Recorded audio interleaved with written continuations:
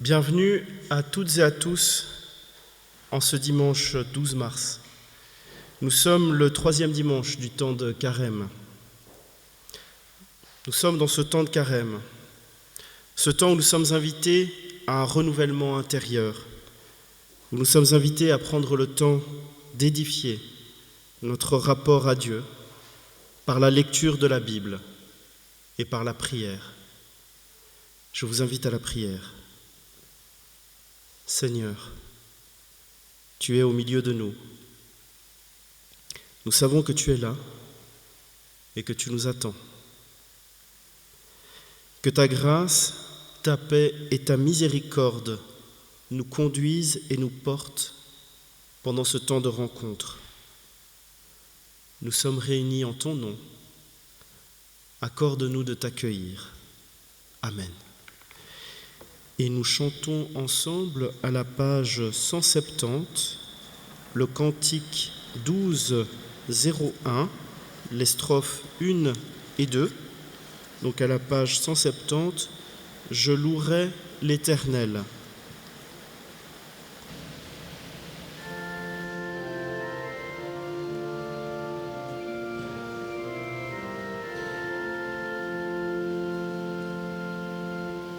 Je louerai l'Éternel.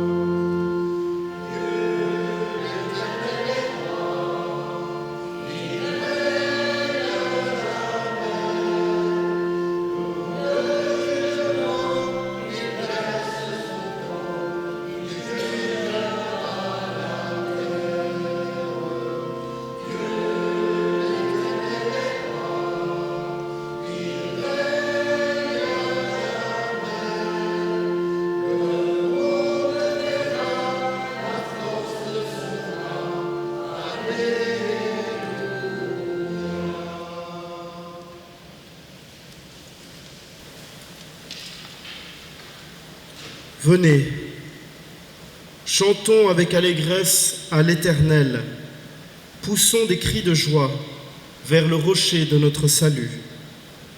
Allons au-devant de lui avec des louanges, faisons retentir des cantiques en son honneur, car l'Éternel est un grand Dieu. Il est un grand roi au-dessus de tous les dieux. Il tient dans sa main les profondeurs de la terre et les sommets des montagnes sont à lui. La mer est à lui, c'est lui qui l'a faite, la terre aussi, ses mains l'ont formée. Venez, prosternons-nous et humilions-nous, fléchissons le genou devant l'Éternel, notre Créateur, car il est notre Dieu, et nous sommes le peuple de son pâturage, le troupeau que sa main conduit. Parole du Seigneur. Nous nous levons pour la confession de foi.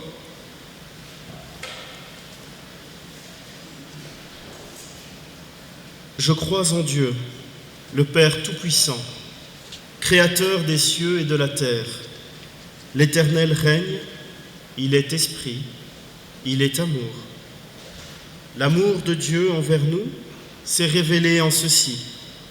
Alors que nous étions encore pécheurs, Christ est mort pour nous. Je crois en Jésus-Christ, notre Seigneur. Il est venu chercher et sauver ce qui était perdu. Il est le chemin, la vérité et la vie, le même hier, aujourd'hui, éternellement. À ceci, tous reconnaîtront que nous sommes ses disciples, si nous avons de l'amour les uns pour les autres. Je crois au Saint-Esprit qui rend témoignage à notre entendement que nous sommes enfants de Dieu. Nous avons été baptisés d'un seul esprit pour former un seul corps. Je crois au royaume de Dieu, à l'amour plus fort que la mort. Je crois à la vie éternelle. Amen. Écoute Israël, le Seigneur notre Dieu est le Seigneur. Tu aimeras le Seigneur ton Dieu de tout ton cœur, de tout ton être, de toute ta force. Ces paroles que je te donne aujourd'hui seront dans ton cœur. Tu les répéteras à tes fils, tu en parleras quand tu resteras chez toi et quand tu marcheras sur la route, quand tu te coucheras et quand tu te lèveras. Tu en feras un signe attaché à ta main, une marque placée entre tes yeux.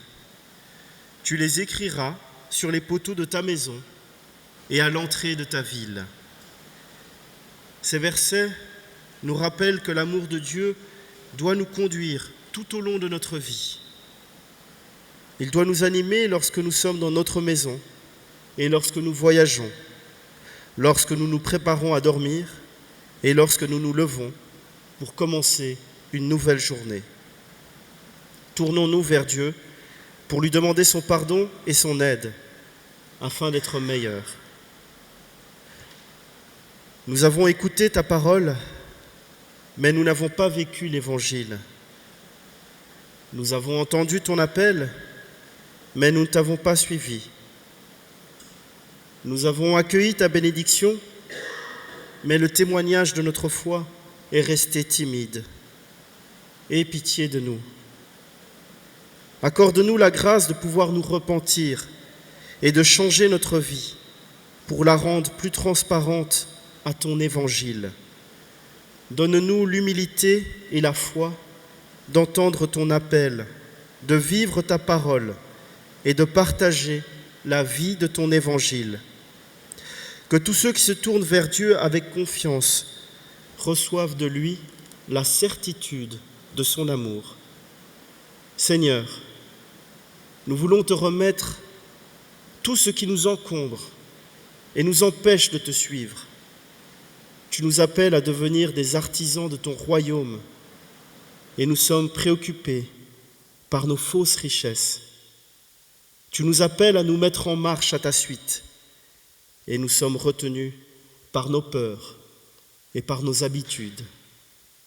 Tu nous appelles à oser la vie de l'Évangile et nous nous enfermons dans nos ténèbres et dans nos morts. Tu nous appelles à labourer le champ de notre monde et nous avons la nostalgie d'un passé où tout était mieux. Seigneur, pardonne-nous et donne-nous ta liberté, ton courage et ta joie pour que nous apprenions encore et toujours à devenir des disciples qui marchent à ta suite. Amen. Et maintenant, nous allons chanter le cantique 43-14 qui est à la page 652. Veux-tu naître de nouveau? Donc à la page 652, le 43-14.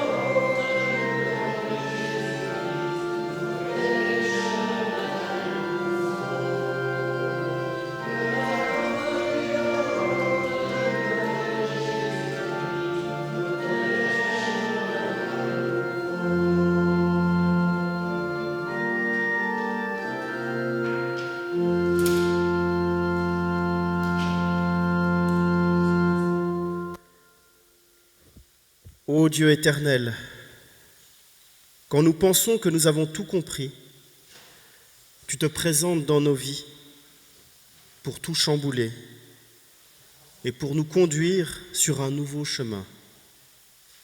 Continue à être à l'œuvre dans nos vies et particulièrement par la lecture des textes bibliques.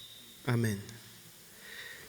Vient maintenant le moment de la lecture biblique avec pour lecture du jour Jean 4, les versets 5 à 29, puis 39 à 42, où nous trouvons Jésus près d'un puits qui demande de l'eau à une Samaritaine. Évangile de Jean, le chapitre 4, les versets 5 à 29, 39 à 42.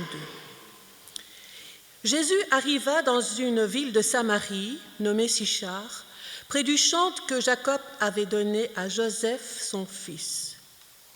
Là se trouvait le puits de Jacob. Jésus, fatigué du voyage, était assis au bord du puits. C'était environ la 6e heure. Une femme de Samarie vient puiser de l'eau. Jésus lui dit « Donne-moi à boire ». Car ses disciples étaient allés en ville pour acheter des vivres. La femme samaritaine lui dit « Comment, toi qui es juif, me demandes-tu à boire à moi qui suis une femme samaritaine ?» Les Juifs, en effet, n'ont pas de relation avec les Samaritains. Jésus lui répondit « Si tu connaissais le don de Dieu et qui est celui qui te dit « Donne-moi à boire », tu lui aurais toi-même demandé à boire et il t'aurait donné de l'eau vive. Seigneur, lui dit la femme, tu n'as rien pour puiser et le puits est très profond. D'où aurais-tu donc cette eau vive?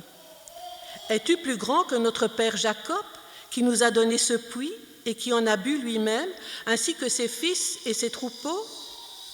Jésus lui répondit, quiconque boit de cette eau aura encore soif, mais celui qui boira l'eau que je lui donnerai n'aura jamais soif, et l'eau que je lui donnerai deviendra en lui une source d'eau qui jaillira jusque dans la vie éternelle. La femme lui dit, Seigneur, donne-moi cette eau, afin que je n'ai plus soif et que je ne vienne plus puiser ici. Va, lui dit Jésus, appelle ton mari et viens ici. La femme lui répondit, je n'ai point de mari. Jésus lui dit, tu as eu raison de dire, je n'ai point de mari, car tu en as eu 5 de maris, et celui que tu as maintenant n'est pas ton mari.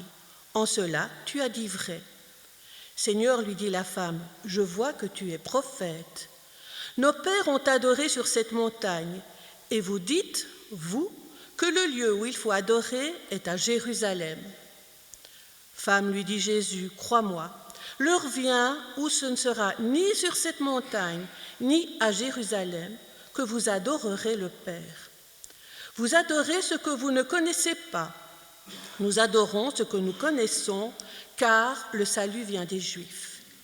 Mais l'heure vient, et elle est déjà venue, où les vrais adorateurs adoreront le Père en esprit et en vérité, car ce sont là les adorateurs que le Père demande. Dieu est esprit, et il faut que ceux qui l'adorent en esprit et en vérité. La femme lui dit, « Je sais que le Messie doit venir, celui qu'on appelle le Christ. Quand il sera venu, il nous annoncera toutes choses. » Jésus lui dit, « Je le suis, moi qui te parle. » Là-dessus arrivèrent ses disciples qui furent étonnés de ce qu'il parlait avec une femme. Toutefois, aucun ne dit « Que lui demandes-tu » ou « De quoi parles-tu avec elle ?» Alors la femme, ayant laissé sa cruche, s'en alla dans la ville et dit aux gens, « Venez voir, un homme qui m'a dit tout ce que j'ai fait, ne serait-il point le Christ ?» Plusieurs Samaritains de cette ville crurent en Jésus à cause de cette déclaration formelle de la femme. « Il m'a dit tout ce que j'ai fait. » Aussi, quand les Samaritains vinrent le trouver, ils le prièrent de rester auprès d'eux. Et Jésus resta là 2 jours. Un beaucoup plus grand nombre crurent à cause de sa parole. Et il disait à la femme, « Ce n'est plus à cause de ce que tu as dit que nous croyons, car nous croyons l'avoir entendu nous-mêmes, et nous savons qu'il est vraiment le Sauveur du monde. Donne-moi à boire. Une demande simple, comme on pourrait l'adresser à un ami. Mais les personnes en présence ne sont pas des amis, ils n'ont rien en commun. Elle est samaritaine, lui est juif, deux peuples en inimitié. Elle vient chaque jour à midi, seule, à ce puits. Certains commentateurs pensent même qu'elle choisit cette heure caniculaire pour éviter toute rencontre, elle, la femme aux 5 maris. Jésus ose s'adresser à l'infréquentable. Ils n'ont rien en commun, sinon peut-être la fatigue et la soif. Dans cette histoire, tout commence par une série de malentendus. Ce juif veut de l'eau, mais la samaritaine veut une réponse. Pourquoi lui adresser la parole à elle, une samaritaine ? Mais au lieu de lui répondre sur la tolérance, l'amour du prochain, Jésus se donne, se livre. Si tu savais le don de Dieu, si tu connaissais celui qui te dit « Donne-moi à boire », c'est toi qui lui aurais demandé et il t'aurait donné de l'eau vive. Elle vient au puits et lui, il lui parle d'eau vive. Elle ne comprend pas tout de suite. De quelle eau parle-t-il ? De quelle source ? Et pour qui se prend-il ? Son eau, comment la donnera-t-il ? Il n'a rien pour puiser. Premier malentendu. Cet homme lassé par la marche, sous l'ardeur du soleil, assis sur le bord d'un puits, ayant soif, attendant des vivres que ses disciples étaient allés acheter, eh bien cet homme était Dieu manifesté en chair. Il était venu dans l'humilité la plus profonde pour être accessible à tous. Il était lui-même une expression de l'amour divin. Cet amour, refoulé par les Juifs, venait se déverser librement dans le cœur d'une pauvre pécheresse, samaritaine de surcroît, trouvée à cette heure du jour parce qu'elle évitait le contact des gens de sa connaissance à cause de sa conduite. C'est un peu comme si Dieu se servait de la honte qu'elle éprouvait pour la mettre en contact avec lui-même, révélé en Christ comme le Dieu qui donne. Alors, Jésus lui propose une eau que l'on pourrait qualifier de magique. Celui qui boira de l'eau que moi je lui donnerai n'aura plus jamais soif. Et l'eau que je lui donnerai deviendra en lui source jaillissante pour la vie éternelle. Jésus continue la conversation pour attirer à lui ce cœur auquel il apportait le vrai bonheur, en lui faisant comprendre qu'il ne lui offrait pas une eau semblable à celle du puits. Bonne aubaine, pense-t-elle, fini les corvées quotidiennes.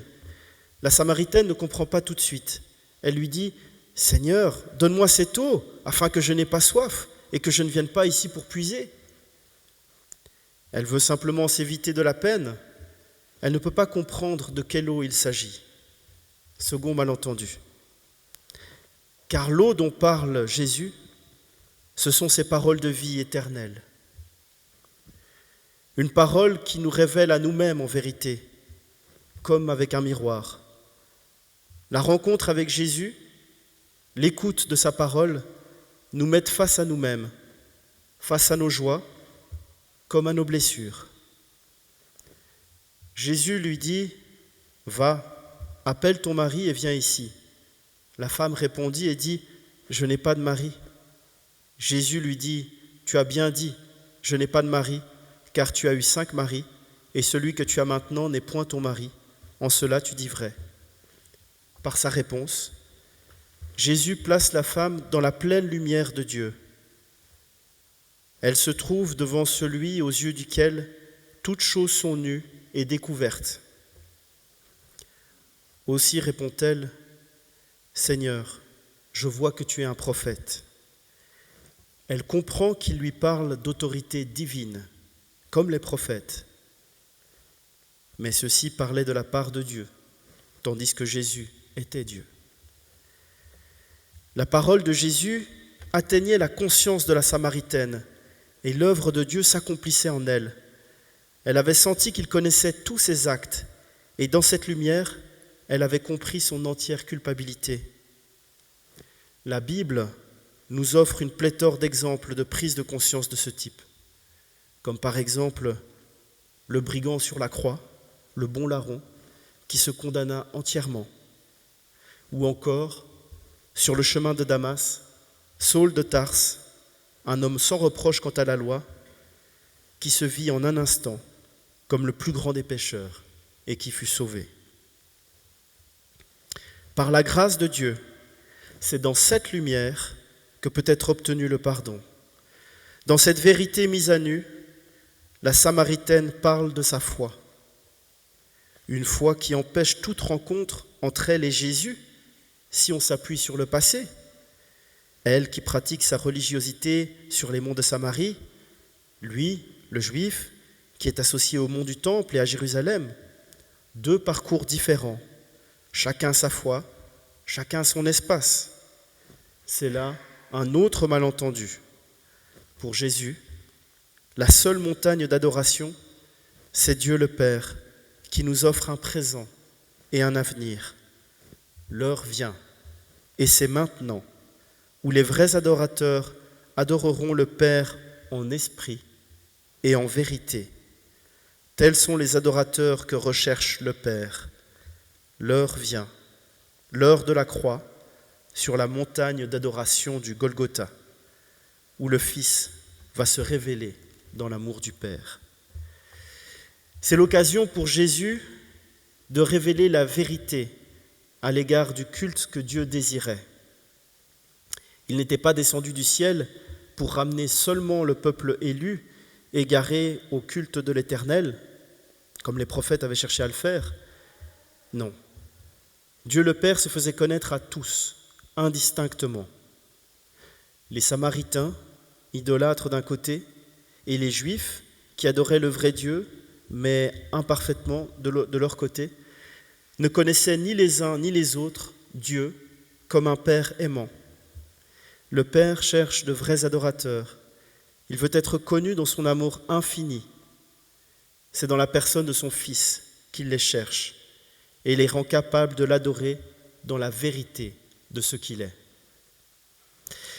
Et il fallait pour cela que la Samaritaine reçoive Jésus, qu'elle boive l'eau vive qu'il lui offrait et qu'elle croie ce qu'il disait. « Crois-moi, lui dit-il, l'heure vient que vous n'adorerez le Père ni sur cette montagne, ni à Jérusalem. » Quelle révélation précieuse pour cette femme.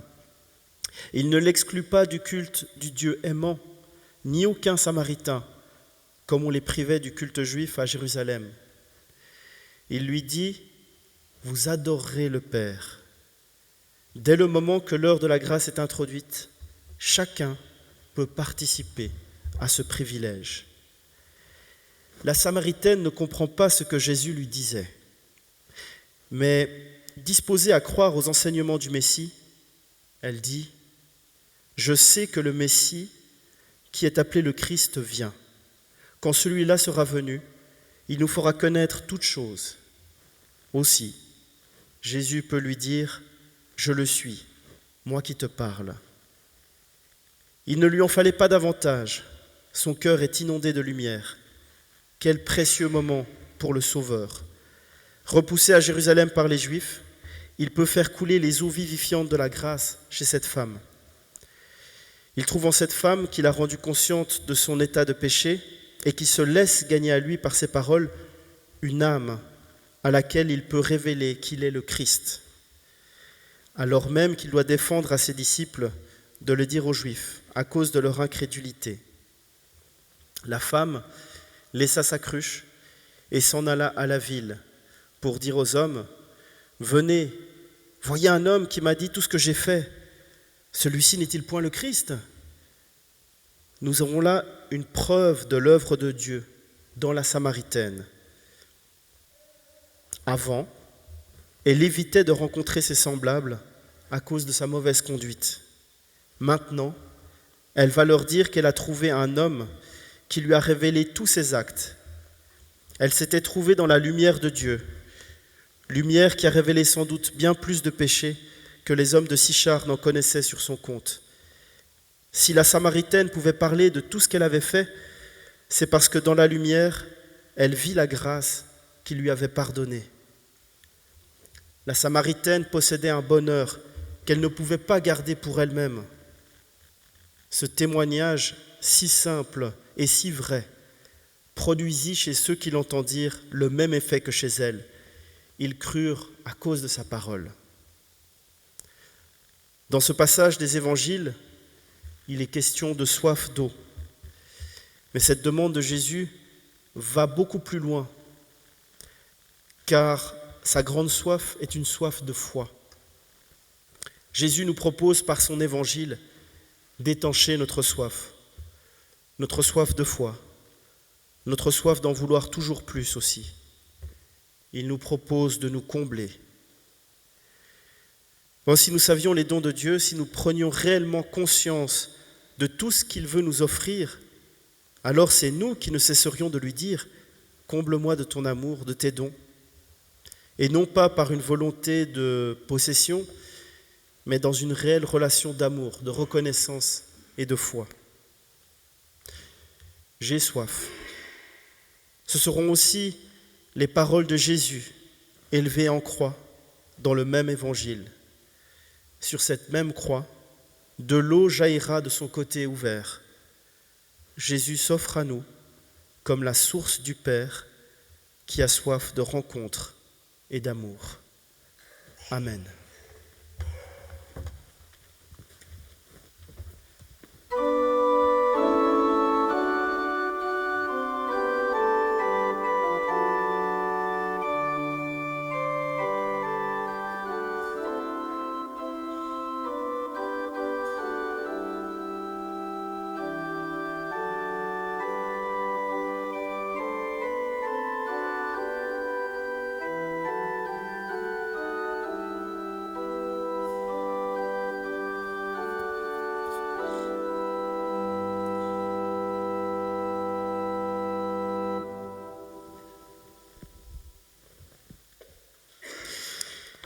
Vient le moment de la prière d'offrande. Donc pour rappel, il y a des troncs à l'entrée qui laissent la possibilité donc, de laisser une offrande donc, avant le culte ou après le culte. Alors nous prions. Dieu, notre Père, reçois l'offrande que nous te présentons, que dans le service de nos semblables, elle serve à ta gloire et au bien de l'Église. Tu es béni pour les siècles des siècles. Amen. Et nous nous levons pour chanter ensemble à la page 60, le cantique 36, Ô Seigneur, ta fidélité.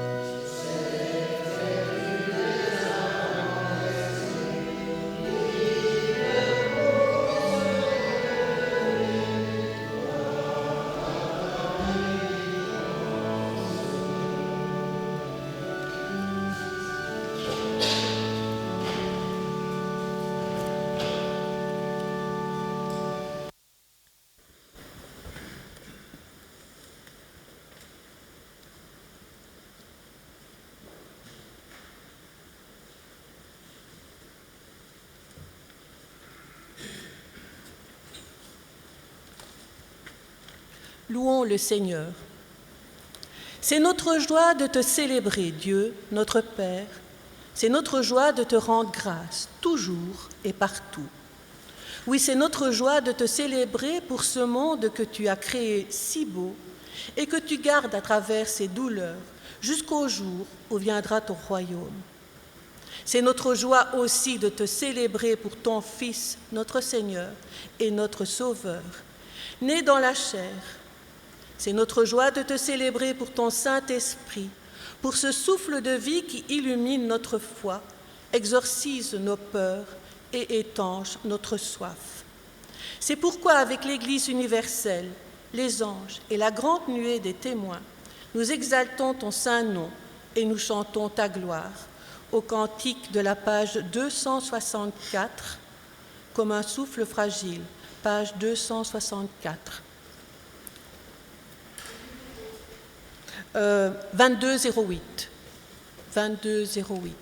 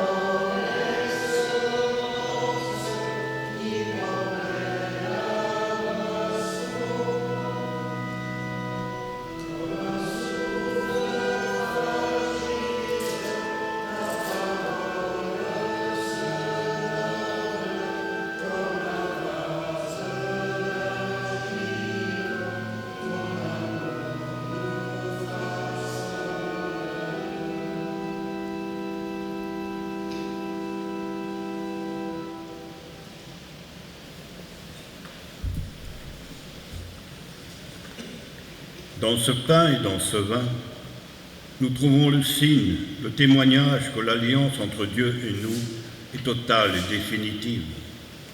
Car j'ai reçu du Seigneur ce que je vous ai enseigné. C'est le Seigneur Jésus, dans la nuit où il fut livré, prit du pain. Après avoir rendu grâce, il le rompit et dit : « Ceci est mon corps, qui est rompu pour vous. Faites ceci en mémoire de moi. » De même, après avoir soupé, il prit la coupe et dit : « Cette coupe est la nouvelle alliance en mon sang. Faites ceci en mémoire de moi toutes les fois que vous en boirez, car toutes les fois que vous mangez ce pain et que vous buvez cette coupe, vous annoncez la mort du Seigneur jusqu'à ce qu'il vienne. » Prions. Dans ce repas, nous voulons accueillir ta bénédiction. Regarde-nous dans notre pauvreté et avec nos blessures. Nous nous présentons devant toi tels que nous sommes, avec notre faim, notre soif, nos larmes et notre quête, avec notre foi et notre espérance aussi. Que ton esprit souffle sur ce repas et qu'il nous redise ta mort et ta résurrection dans ce pain et dans ce vin. Que cette nourriture construise en nous la foi et l'espérance, que ces signes renouvellent pour nous l'attente de ton royaume. Amen. Lors de son dernier repas, après avoir donné le pain et le vin, Jésus dit : « Faites ceci en mémoire de moi. Par cette scène, nous voulons faire mémoire de Jésus-Christ, de sa mort et de sa résurrection. Il vient présider le repas. C'est lui qui nous invite. Venez, dit Jésus, car tout est prêt. Donc venez, nous pouvons former un grand cercle. Le pain que nous rompons est communion au corps de notre Seigneur Jésus-Christ. La coupe de bénédiction pour laquelle nous rendons grâce est communion avec le sang de notre Seigneur Jésus-Christ, sang versé pour nous.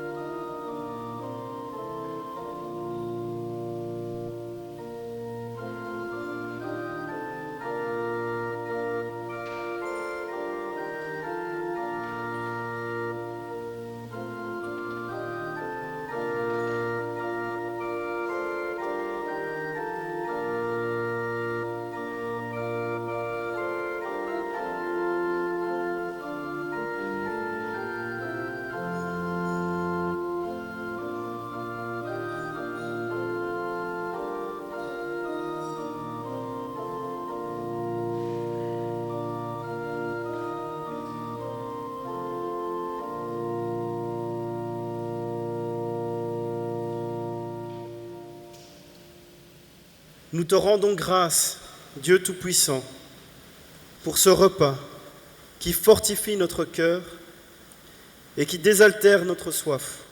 Nous te louons pour ces forces qui nous permettent de marcher plus loin et plus longtemps. Nous te louons. Accorde-nous maintenant la paix, la joie et l'inspiration de ton esprit pour que nous devenions des témoins de ton évangile. Dieu Tout-Puissant, tu es le refuge de tous ceux qui cherchent le secours. Nous venons nous recommander à ta bonté et t'adresser nos prières pour tous les hommes. Protège ton Église universelle, corrige ses erreurs, afin qu'elle annonce fidèlement ton salut. Affermis-la contre le pouvoir de l'ennemi. Nous te prions pour les décourager, pour ceux qui souffrent dans leur épreuve. Donne-leur d'espérer en toi. Accorde-leur la liberté et l'assurance de tes élus. Souviens-toi des malades et de ceux qui voient souffrir et mourir ceux qu'ils aiment. Aie compassion des vieillards et de tous ceux que l'inaction accable. Ramène à toi les égarés et pitié de ceux qui ignorent leur pauvreté de foi. Attire à toi ceux qui ne savent pas te prier. Fortifie tous ceux qui n'ont d'autre espérance que toi. Seigneur Dieu, aie pitié de ce monde qui t'appartient. Accueille et exauce dans ta grâce les prières de ceux qui se confient en toi pour l'amour de Jésus-Christ, ton Fils, notre Seigneur.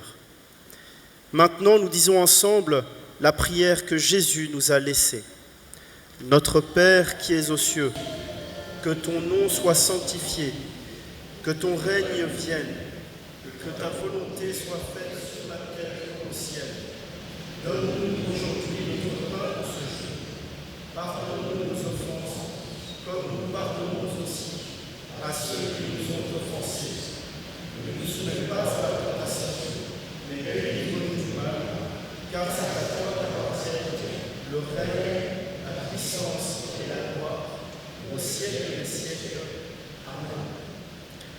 Allez dans la paix du Christ.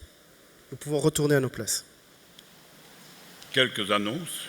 Il y a encore du café après le culte. Bien sûr, si vous allez dans la salle, il y a un peu de désordre, mais il y a toujours possibilité de boire une tasse de café dans la salle. Mais sachez qu'elle est toujours en travaux. Les dates du 5 mars, les troncs du 5 mars, pardon. Dans le tronc central, il y avait 40 €, dans le tronc pour la diaconie, 20 €, et le second tronc de ce jour est destiné à la mission contre la lèpre. Alors, quelques dates. La prochaine étude biblique, ce sera ciné-débat. Ciné-débat fixé le 19 mars à 14 h, bien sûr, avec le thème « Avez-vous la foi ?» Bien sûr, dans les conditions des études bibliques, donc ceux qui veulent rester ici après le culte pour un repas canadien sont les bienvenus avec leurs tartines. La prochaine réunion de prière écuménique aura lieu le 17 mars à 14 h. Alors, quelques dates pour vos agendas, notez-les bien, parce qu'on a des difficultés d'affichage pour le moment, donc on ne sait pas tout afficher. 16 mars, Assemblée de district au Temple de Frameries. Dans la même optique, le 15 avril, Assemblée du district extraordinaire, ici dans notre temple. Les assemblées se déroulent de 9 à 12 h.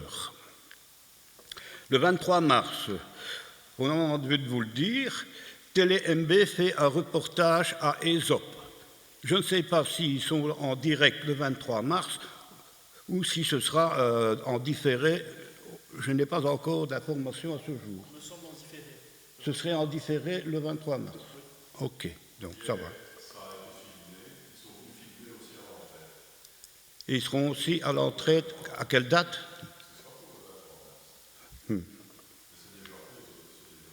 Donc le 23 mars, allez sur Télé-MB, vous verrez Ésope et l'entrée protestante. Le 26 mars, notre soupe bienfaisante organisée par la diaconie après le culte. Et ce dimanche-là, ce sera aussi un culte spécial que nous inaugurons. Le culte des amis et des voisins. Vous pouvez amener un ami, un voisin à votre culte. Et ensuite, ils peuvent rester aussi pour la soupe bienfaisante. Pour les inscriptions, la liste est dans le fond derrière la sono. Donc ceux qui ne sont pas encore inscrits peuvent s'inscrire là-bas derrière la sono. Le 30 mars, à 14 h 30, la diaconie organise une diacoméso au Home de Blogy. Pour ceux qui sont dans le Home, il faut penser à eux aussi. Et alors, au mois d'avril, le 2 avril, à 15 h à Frameries, vous êtes invités à une après-midi de louange avec le pasteur Yann Gabel, un ancien animateur du SPJ. Le 29 avril, à 18 h 30 à Frameries, repas pour financer le camp du SPJ, le camp d'été du SPJ. Les inscriptions sont adressées à M. Loïc Lecomte, mais les coordonnées ne sont pas affichées maintenant, mais elles le seront à partir de la semaine prochaine, j'espère. Et la dernière annonce, c'est notre assemblée d'église ordinaire qui aura lieu le 5 mai à 15 h. Pour ce qui est d'autres annonces, la semaine prochaine, nous réafficherons dans la salle tout ce qui peut être affiché et tout ce que je ne vous ai pas dit aujourd'hui. Conseil d'administration. Je ne l'ai pas noté. Conseil d'administration, la date? Mercredi 22 mars à 14 h pour le CA, 15 h avec le consistoire. Donc, conseil d'administration, 14 h pour le conseil d'administration et 15 h avec le consistoire. Merci de me l'avoir rappelé, je n'ai pas noté.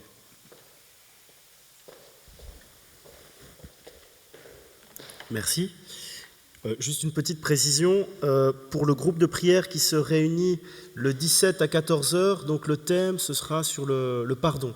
Voilà, parce qu'il y a une petite méditation aussi en lien avec ce moment de prière. Et une autre précision, il y a donc derrière la sono aussi, il y a une bourse de covoiturage. Et donc c'est aussi possible de dire si vous avez une place dans votre voiture ou si au contraire vous avez besoin à certaines dates de venir accompagner, eh bien c'est possible de l'indiquer sur une feuille qui se trouve derrière la sono. Voilà. Alors maintenant, on peut se lever pour l'exhortation bénédiction.